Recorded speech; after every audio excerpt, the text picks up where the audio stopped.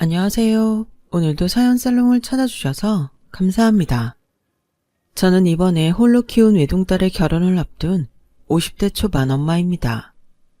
아직 인생을 많이 산 건 아니지만 자식의 결혼을 앞두고 있으니 제가 시집가는 것도 아닌데 기분이 참 묘해요. 제 눈에는 아직도 철부지에 제 손이 많이 필요한 어린 아이 같은데 한 남자의 아내이자 한 집안의 며느리가 된다고 생각하니 제 가슴이 콩닥콩닥할 지경인데요. 사실 저는 남편과 일찍 사별을 해서 딸애를 거의 혼자 키워야만 했어요.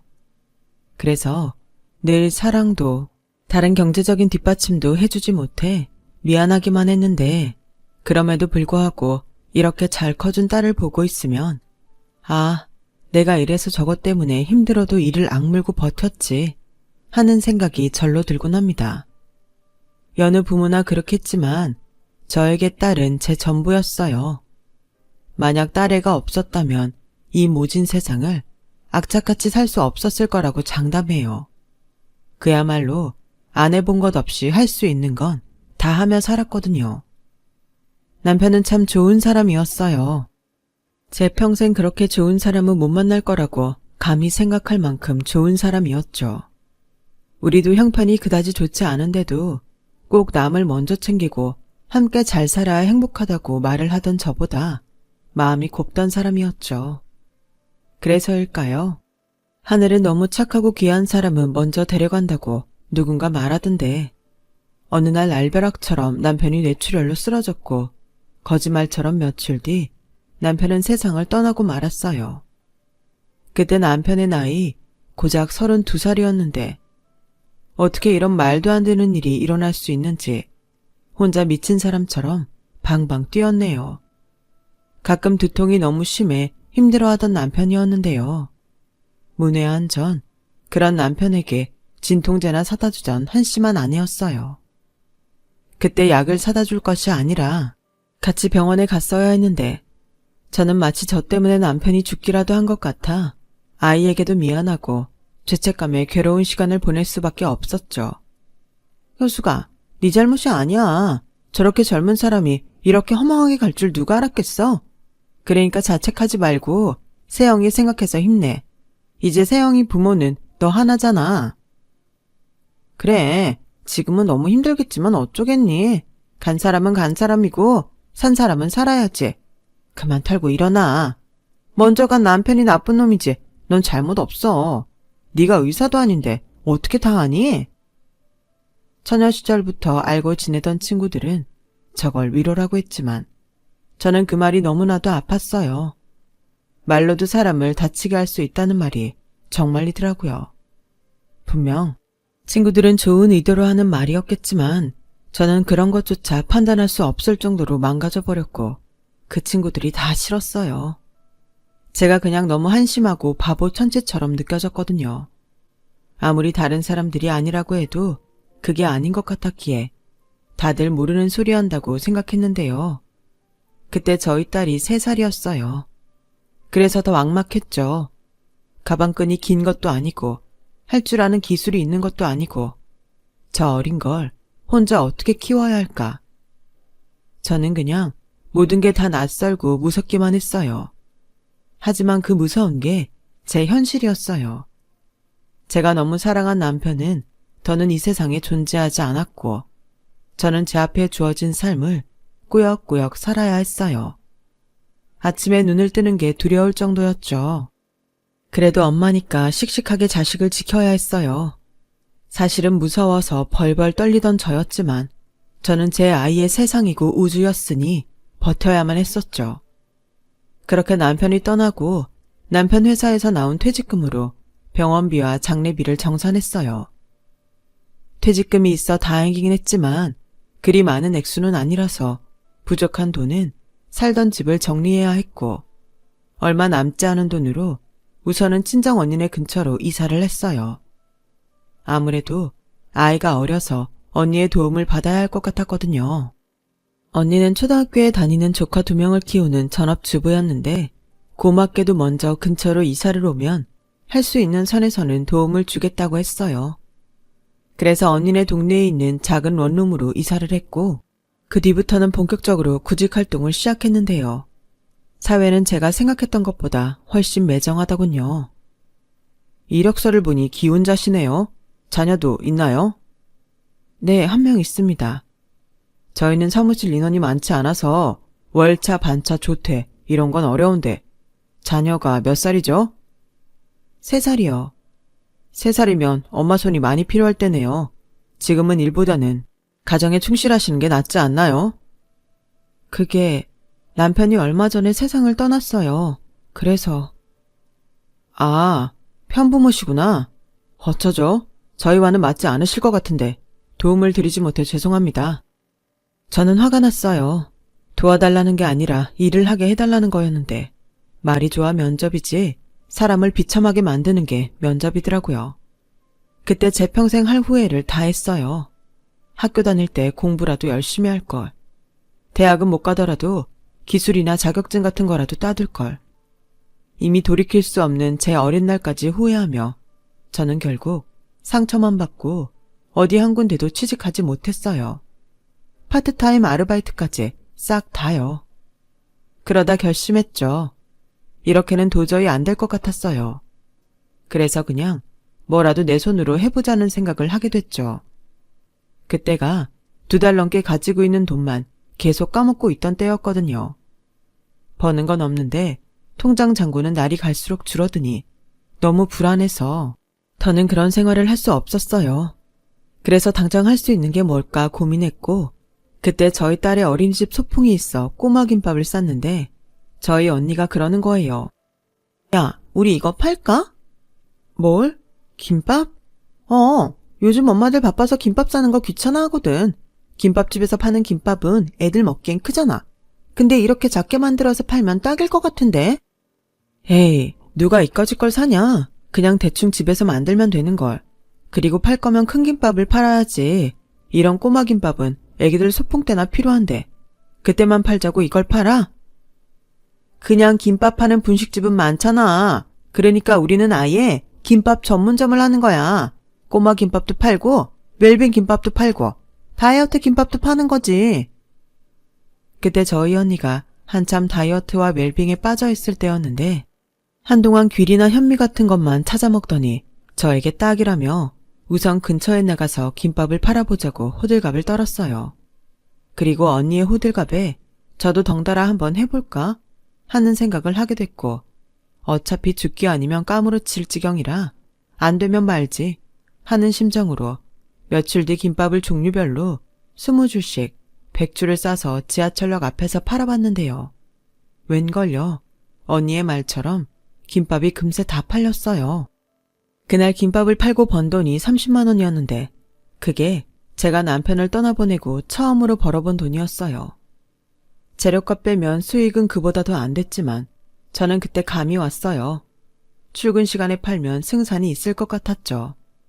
그리고 언니는 그 뒤부터는 본격적으로 동네 학교 엄마들에게 소풍날 쓸 김밥 주문이 가능하고 다이어트 김밥이라며 자기가 나서서 적극적으로 홍보를 해주었는데 애들 학교에서 무료로 배웠다며 POP 손글씨로 홍보 메뉴판까지 만드는 등 열의가 참 대단했어요.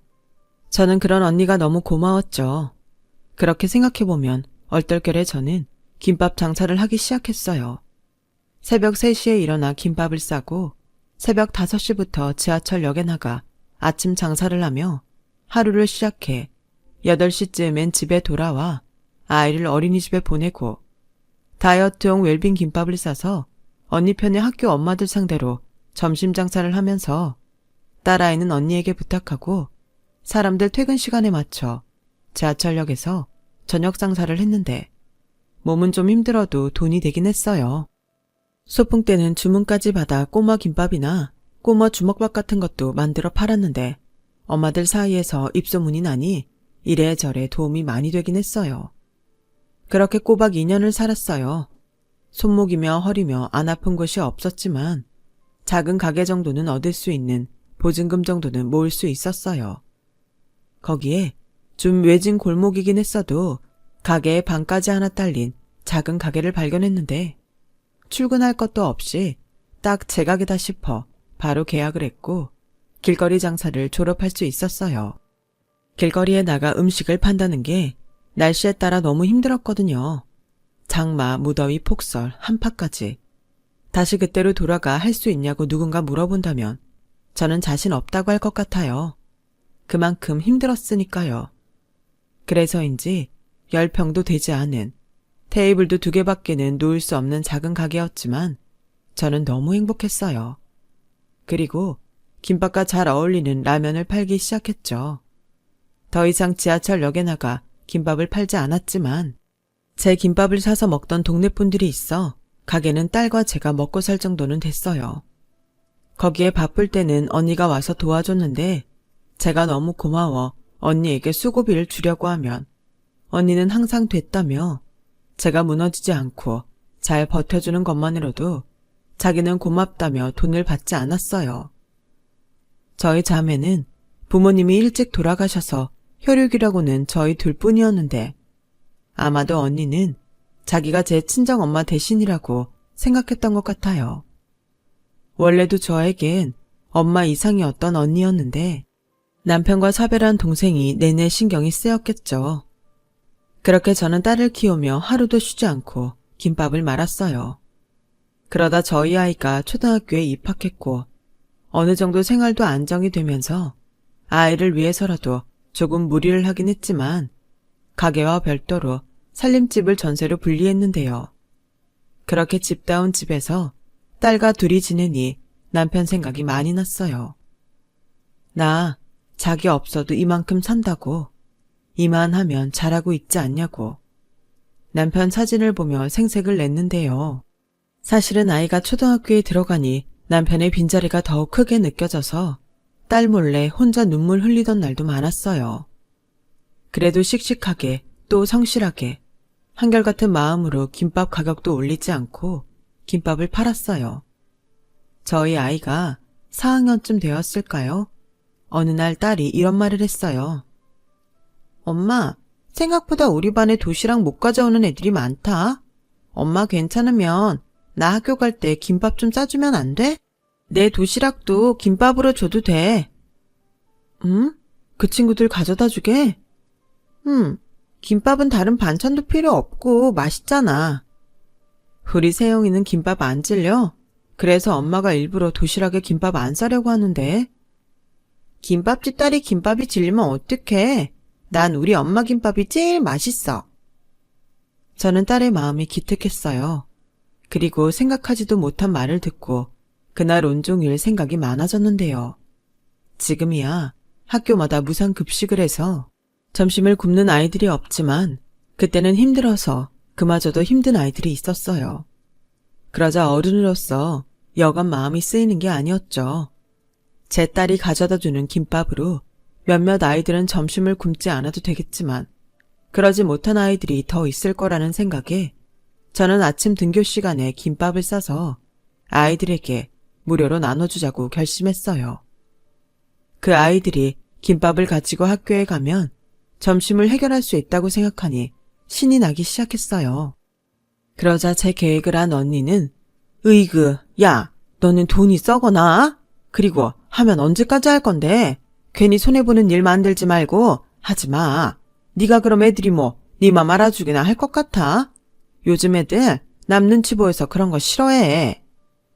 라고 저를 말렸지만 저는 언니 말이 하나도 귀에 들어오지 않았어요. 이미 하기로 마음 먹었거든요. 대단한 기부나 봉사 같은 건 할 수 있는 형편이 아니지만 그 정도는 제가 어른으로서 할 수 있겠다는 판단이 섰으니까요. 만약 남편이 살아있었다면 분명 좋은 생각이라며 자기가 먼저 발벗고 나설 거라고 생각하니 더는 망설일 이유가 없었죠. 그래서 그 다음날 저는 새벽 6시에 일어나 김밥을 싸서 가게 앞에 아침에 싼 김밥이에요. 무료 나눔 행사 기간이니 가져가서 맛있게 먹어요. 라고 적어놓고 김밥을 내놓으니 아이들은 물론이고 동네 어르신들도 정말 공짜라며 물어보시고는 김밥을 가져가 드셨는데요. 많이 준비한다고 했는데 김밥이 정말 순식간에 없어지더라고요.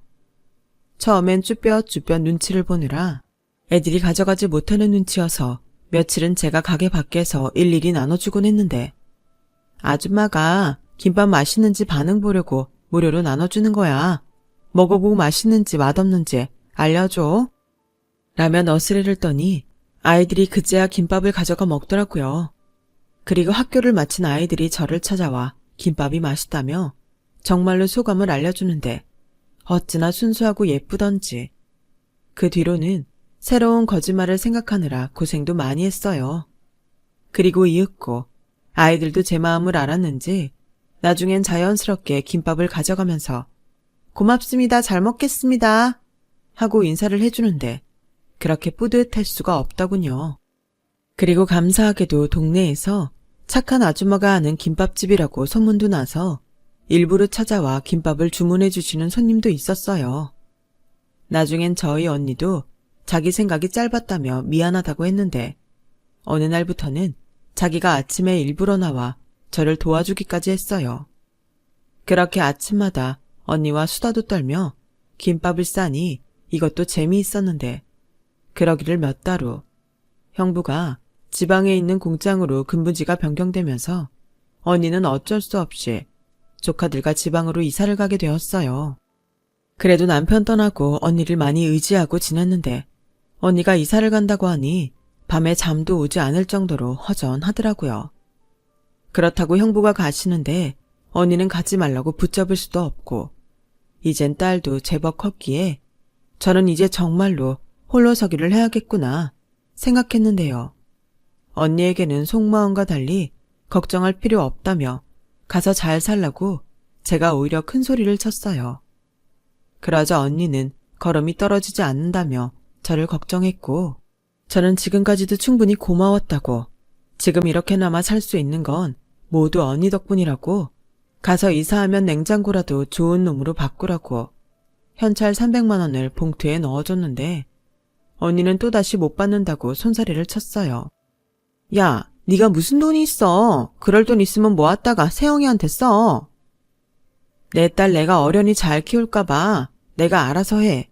그리고 언니가 언제 내가 준 수고비라도 제대로 받은 적 있어? 나도 기분 한번 내보자. 그동안 언니 덕에 이만큼 살았는데 동생을 아주 은혜도 모르는 못된 년을 만들어. 더 할 수 있으면 더 해주고 싶지. 너는 무슨 말을 해도 그렇게 해. 내가 뭐 얼마나 도와줬다고. 언니는 결국 제 앞에서 콧잔등을 시큰거리다 눈물을 흘리고 말았어요. 그리고 한 달 뒤 언니는 멀리 광주로 이사를 갔고 저는 홀로 동네에 남아 평상시처럼 똑같이 장사를 했죠. 여전히 새벽에는 아이들에게 무료로 나눠줄 김밥을 쌌는데 사람 든 자리는 몰라도 난 자리는 안다고 아침마다 언니가 그리웠어요. 그러다 칼질할 때 한 번씩 통증을 느끼게 되었는데요. 좋아지겠지 하고 기다리는데 통증은 팔 전체로 번져가서 나중엔 저리다 못해 뻣뻣하게 굳는 게 안 되겠다 싶어 병원을 찾았어요. 병원에서는 쉬는 날 없이 일을 했기 때문에 손가락과 손목 등에 관절염이 생겼다며 저에게 일을 쉬라고 권하더군요. 목구멍이 포도청이고 일할 사람이 저 아니면 아무도 없는데 현실적으로 불가능한 일이라 저는 당분간 저를 도울 아줌마를 구하기로 했어요.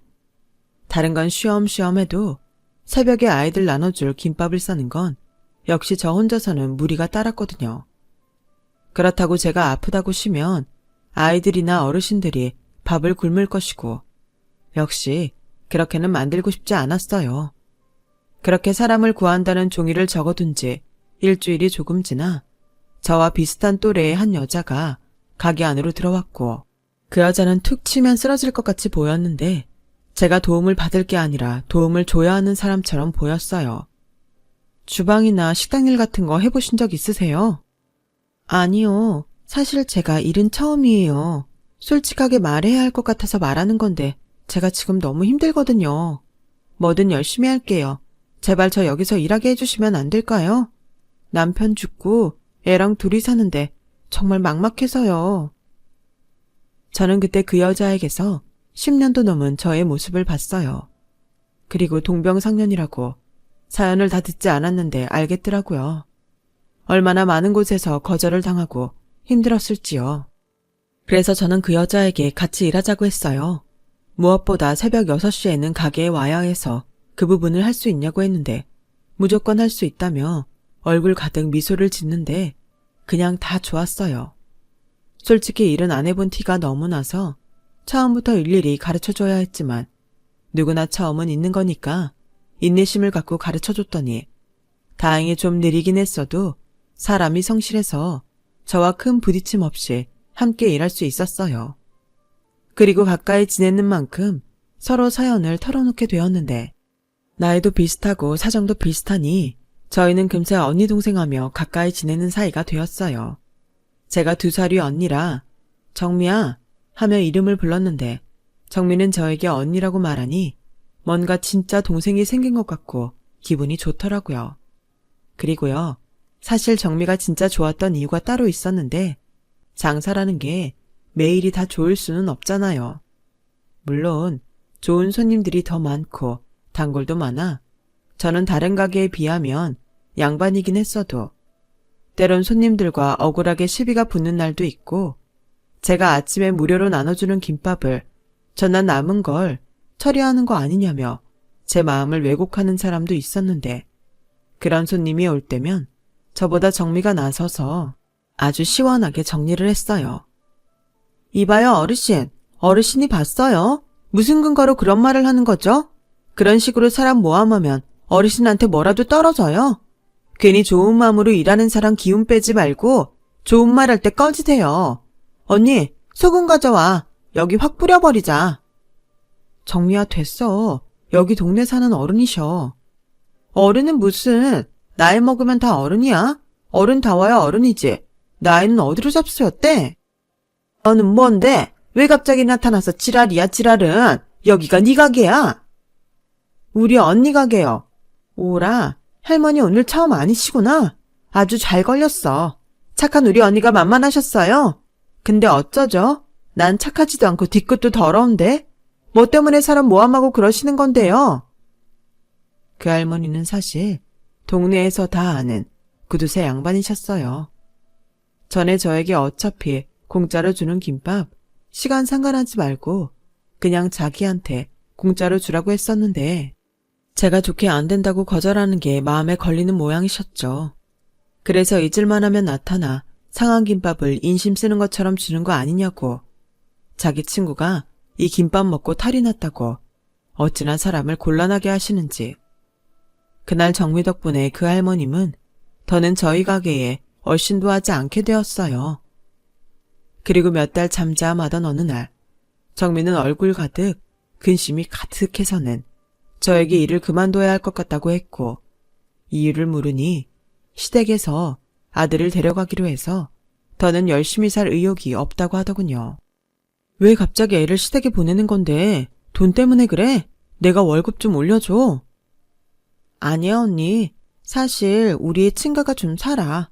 전부터 애 생각해서 자기들한테 보내라고 했는데 내 고집이었지.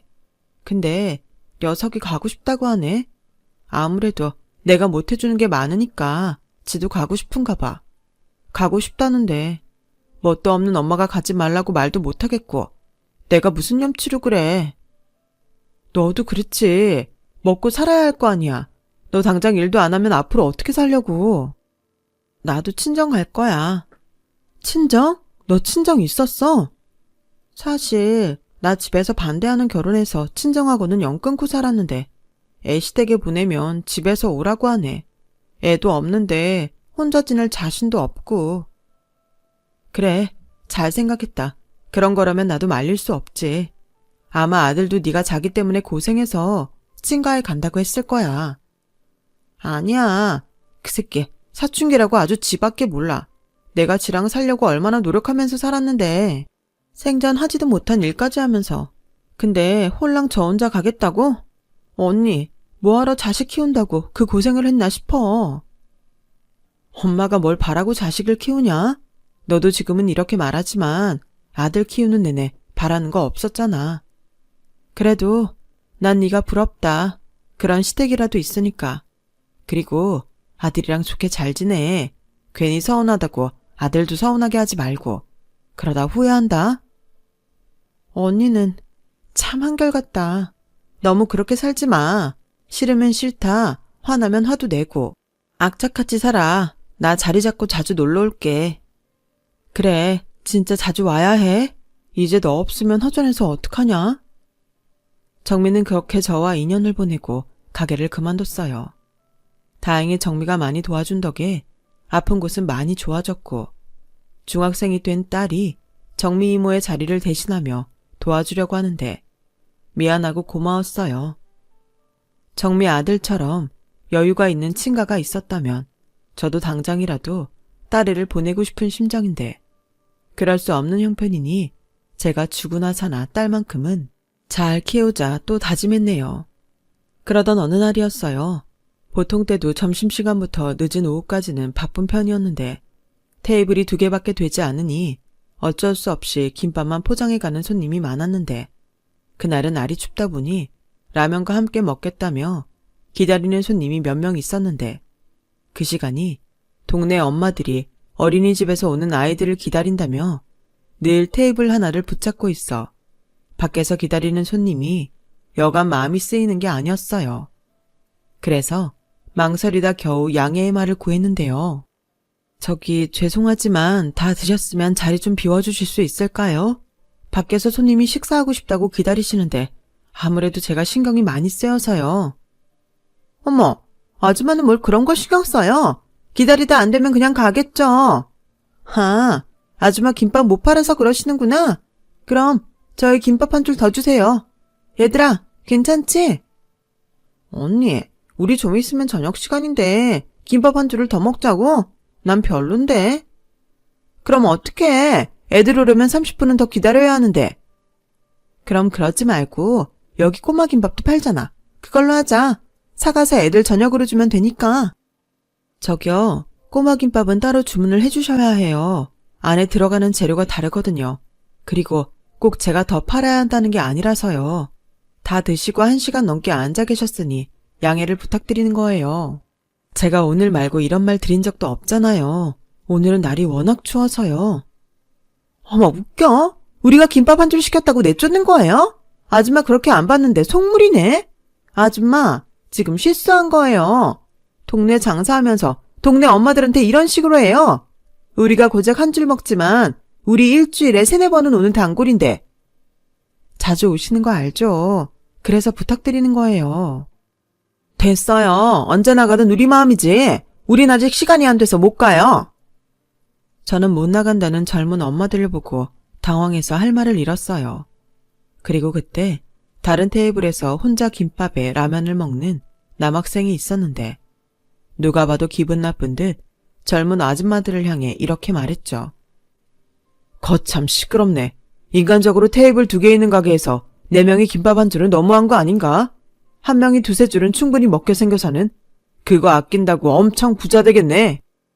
뭐야? 넌 뭐야? 이 아줌마 아들이야? 밥 먹으러 왔으면 어른들 이야기하는데 버릇 시키지 말고 밥이나 먹어. 너 뭐 우리 때문에 피해본 거 있니? 네, 저도 아까 아줌마 때문에 밖에서 기다리다 이제야 들어와서 먹는 거거든요. 아줌마들은 도대체 여기 몇 시에 와요?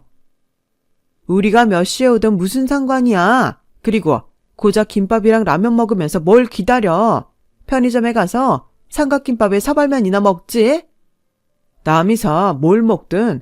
그리고 저 혼자 김밥에 라면 먹는데 4명이 김밥 한 줄 먹는 아줌마한테 그런 소리 듣기 싫은데요. 난 밖에서 기다릴 때 아줌마 넷이서 여기 파티하는 줄. 야, 너 몇 살이야? 네 엄마가 너 밖에서 이러고 다니는 거 아니? 나이는 15살인데요. 학교 끝나고 배고파서 밥 먹는데 저희 엄마가 여기서 왜 나와요? 제가 뭐 잘못했어요? 참고로 저 엄마랑 따로 살거든요. 어른이 얘한테 그런 말 함부로 하시면 상처받거든요. 쟤 뭐래니? 야! 저는 점점 목소리가 커지는 젊은 엄마들과 학생을 중간에서 말렸어요.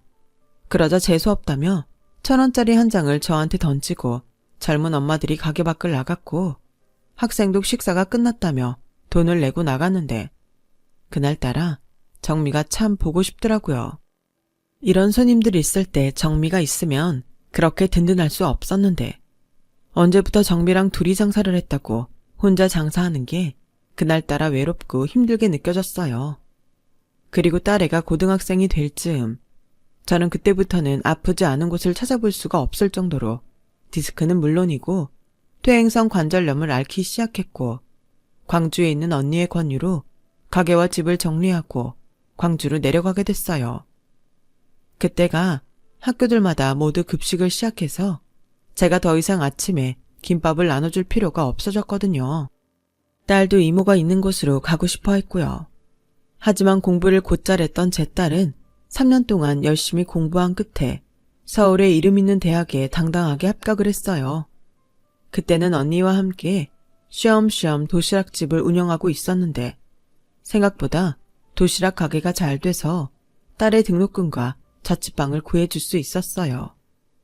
3살부터 홀로 키운 딸을 서울에 혼자 두고 오려니 발길이 떨어지지도 않았는데 언제 이렇게 어른이 됐는지 딸은 자기가 학비도 벌고 공부도 열심히 해서 돈 걱정하지 말고 제 몸이나 돌보라고 신신당부를 했어요. 하지만 엄마 마음이 뭐 그런가요? 저는 여전히 병원에 다니면서 일을 했고 딸아이의 미래를 위해 돈을 모으기 시작했는데요. 저희 언니가 그랬어요. 너도 이제 네 것도 좀 사고 그래. 너 생전 옷 한 번을 안 사더라. 너 그 옷 세영이 옷이지? 세영이 그게 옷이 얼마나 많은 줄 알아? 싸다고 지하상가 같은 데 가서 사는 것 같은데 요즘 애라고 몇 번 입고 안 입더라. 그럼 나라도 입어야지. 돈 아깝잖아. 으이그, 그 디자인이 너한테 어울리냐? 이제 너도 네 인생 살아. 남자도 만나고 여행도 다니고. 언니는 무슨, 됐어. 내 나이가 몇인데. 정서방 가고 몇 년이냐? 그동안 쉬지도 않고 일만 하고 너 좋은 시절 다 갔어. 억울하지도 않아? 하나도 안 억울해. 그 덕분에 내 딸 저렇게 잘 키웠잖아. 언니, 나는 지금도 너무 신기해. 그이 가고 나 정말 막막했거든? 그때 취직도 안 돼서 나 맨날 울었잖아. 근데 지금은 통장에 돈 있지. 내 딸은 서울에 있는 대학 다니지. 나 진짜 성공하지 않았어? 그래, 성공했다. 대단하다. 이제 세영이 그거 좋은 집에 시집가면 숙제 끝이네. 언니도 참, 세영이가 몇 살인데 벌써 시집을 가. 그리고 우리 딸 시집 보내려면 나 돈 많이 벌어야 해. 원래? 언제는 아파서 쉬엄쉬엄 한다며? 이젠 돈 많이 벌어야 한다고? 쉬엄쉬엄 많이 번다고. 그러니까 사장님, 월급 좀 올려주세요. 저는 언니에게 장난처럼 말했어요. 그러자 언니는 제가 짠한지 씁쓸한 미소를 지었는데 솔직히 저는 제 딸만 행복할 수 있다면 바랄 것이 없었어요. 아빠 없이 크게 한 것도 미안한데 어릴 때 장사하느라 어린이날, 생일, 크리스마스 같은 날 외식 한번 시켜주지 못했거든요. 그런데 그런 엄마인데도 불평 불만도 하지 않고 오히려 제가 아프거나 바쁘면 자기가 돕겠다고 나서주는 딸을 보며 딸은 분명 제가 아닌 남편을 닮았다고 생각했어요. 그리고 시간은 왜 그렇게 빨리 지나가는지.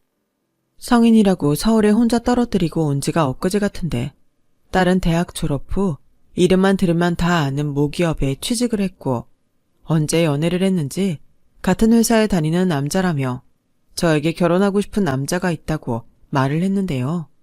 좀 충격적이었어요. 뭐? 결혼? 너 아직 28이잖아. 너무 이르지 않아? 요즘은 다 30 넘고 한다던데.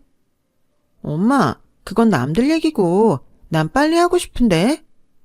우리 딸 외로워? 그래도 그렇지. 시집은 너무 이르다. 엄마 서운해. 엄마, 좋은 사람이야. 그리고 엄마도 알면 깜짝 놀랄걸? 엄마가 놀란다고? 왜? 그런 게 있어. 난 그거 알고 진짜 소름 돋았는데. 저는 딸의 호들갑에 호기심만 커졌어요. 그래서 일단은 딸의 남자친구니 만나보자고 생각해 모처럼 서울로 올라갔는데요. 오랜만에 아가씨가 된 딸과 만나 맛있는 것도 먹고 이야기도 나누니 그렇게 좋을 수가 없더라고요. 그리고 이윽고 딸의 남자친구를 만나게 되었는데 뭐랄까 정말로 낯이 있긴 했어요. 하지만 딱 떠오르는 기억은 없었는데 딸의 남자친구가 먼저 깍듯하게 인사하며 저에게 그러더군요. 잘 지내셨어요? 저 기억 안 나시죠? 저는 자주는 아니어도 어쩌다 한 번씩 어머니 가게에 가서 김밥이랑 라면 먹었는데. 아, 그래요? 근데 고만고만한 학생이 많아서 잘 기억이 안 나네. 미안해요. 그래도 내 가게 오던 손님이었다니 우리 딸 말대로 신기하긴 하네요. 그렇죠. 저도 엄청 신기했어요. 그날 아줌마들 그 이후로 가게 안 왔죠? 그 아줌마들이 하도 별로라서 걱정했는데 분명 자기들끼리 헛소문 내고 그랬을 거라. 그래도 그렇지 진짜 양심도 없죠? 4명이 와서 김밥 한 줄 시키고 그렇게 죽치고 있는 사람들이 어딨어요? 잠깐만, 혹시 그때 그 젊은 엄마들한테 뭐라고 했던 학생이에요? 이제 저 기억하세요? 어머나, 세상이 좁긴 하네. 어떻게 그 학생이 우리 딸 남자친구가 됐을까? 둘이 같은 회사라고? 엄마, 근데 이 사람은 조만간 회사 옮겨야 할 것 같아.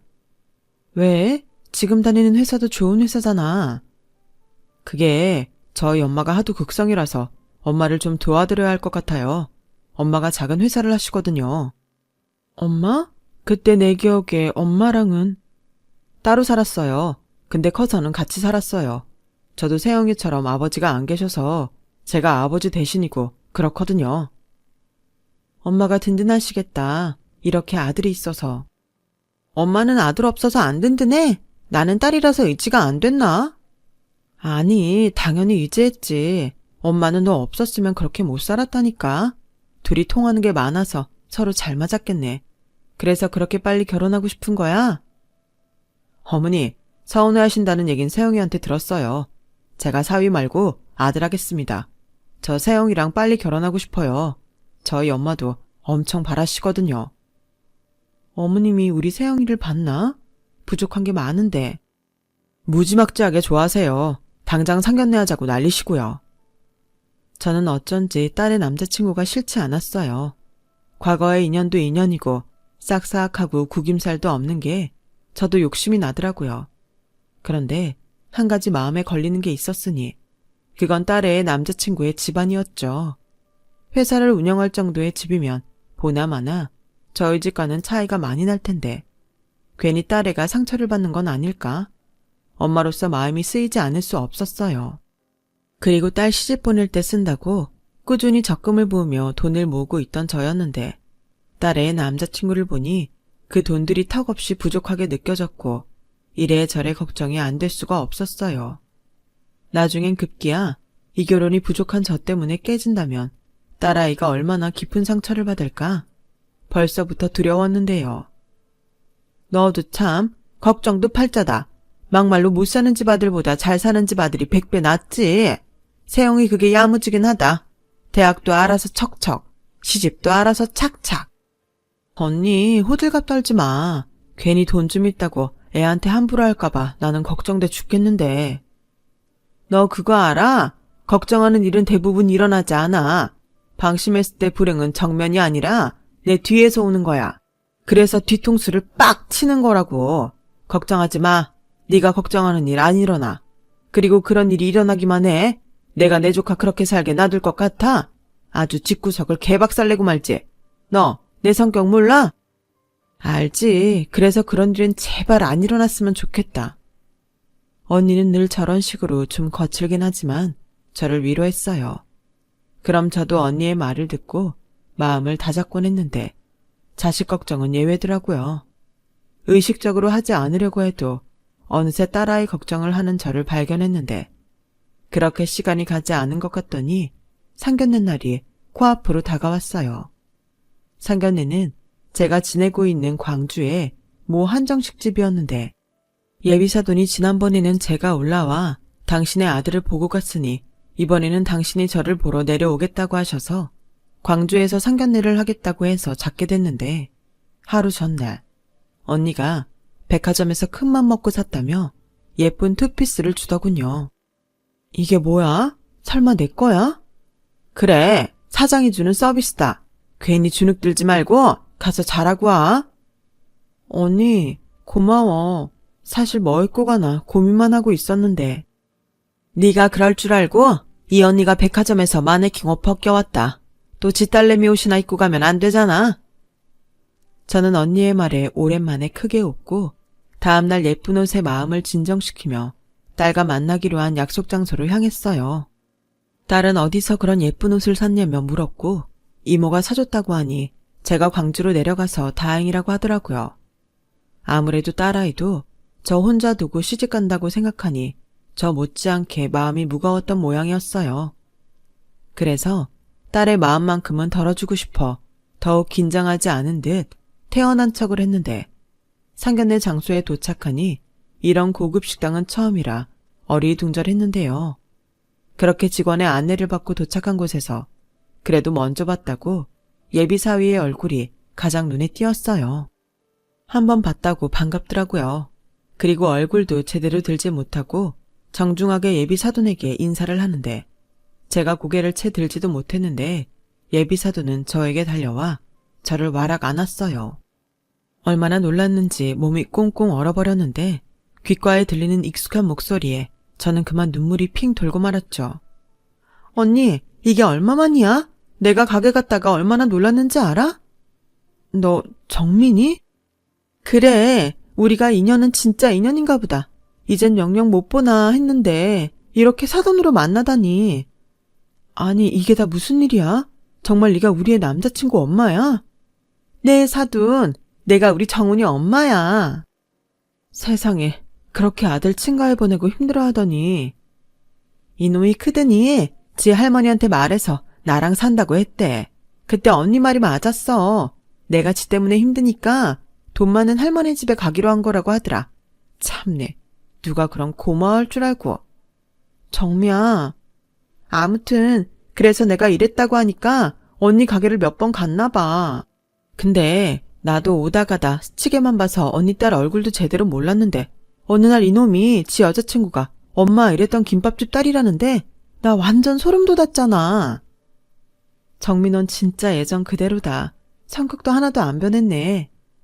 그거 욕 아니지? 사돈끼리 그러면 안 된다. 그리고 언니도 마찬가지거든. 어쩜 그대로야. 세영이가 누굴 닮았나 했더니 사돈 닮았네.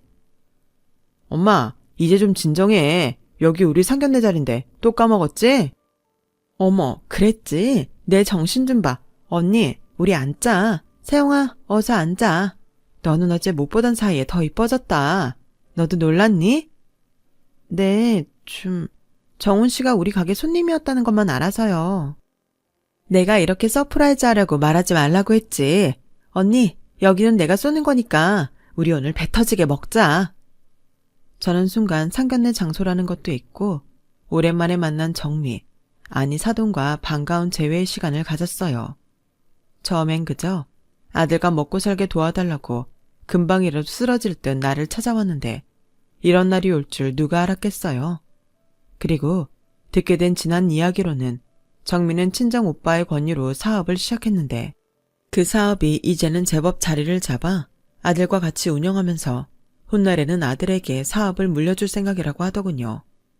그러면서 제 딸은 하고 싶은 거 자유롭게 하고 그저 행복하게만 잘 살길 바란다고 했는데 언니의 말처럼 제가 그동안 했던 걱정은 모두 쓸모없는 걱정이었고 이젠 사돈이 된 정민은 사실은 아들 결혼보다 저와 다시 만났다는 기쁨에 어쩔 줄 몰라 했죠. 저도 잃어버린 동생을 찾은 그런 기분이 들었어요. 그렇게 저희는 한 가족이 되기로 했어요. 서로의 아픔을 너무 잘 알고 함께 일하며 볼 거 못 볼 거 다 본 사이라 민망하기도 했는데 제 사돈은 그래서 더 좋다고 하네요. 이제 며칠 있으면 제 품을 떠나 한 가정을 이룰 딸이 제 걱정과 달리 좋은 시어머니를 만나 얼마나 다행인지 몰라요. 그리고 제 사돈은 저에게 받은 게 많다며 제가 아니라고 극구 사양을 하는데도 제가 딸에게 네가 명품이니까 나만 오면 된다고 아무것도 해오지 말라고 했다더군요. 아들은 장가 보내고 자기는 저랑 여행이나 다니면서 놀러 다닐 거라고 명절에도 오지 말라고 했다는데 제가 그 말을 듣고 얼마나 웃었는지 모릅니다. 부디 지금의 이 모든 감정이 변하지 않고 좋은 인연, 오래 함께 할 수만 있다면 더는 바랄 게 없을 정도예요. 딸의 결혼식을 앞둔 요즘은 더욱 남편 생각이 많이 나요.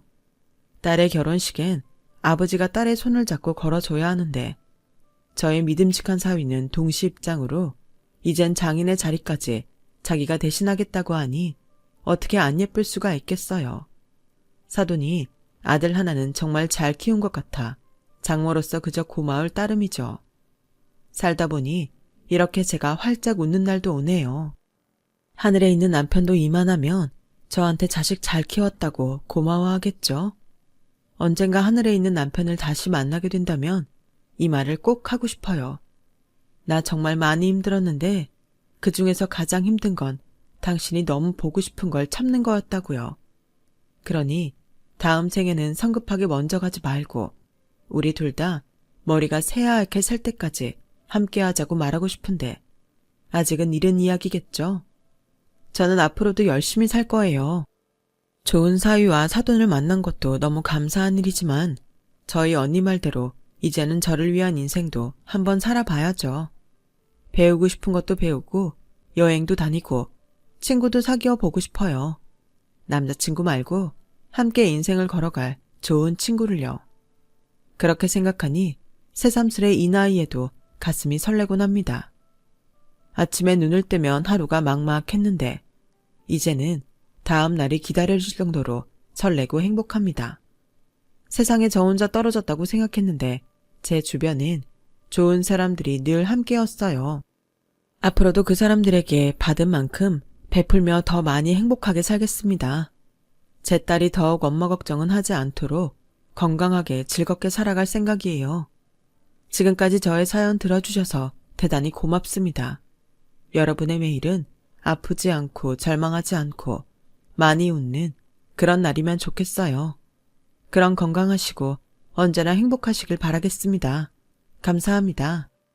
여러분, 사연 댓글에 응원과 현명한 조언 부탁드려요. 좋아요와 구독은 저에게 큰 힘이 됩니다. 오늘도 좋은 일 가득하세요.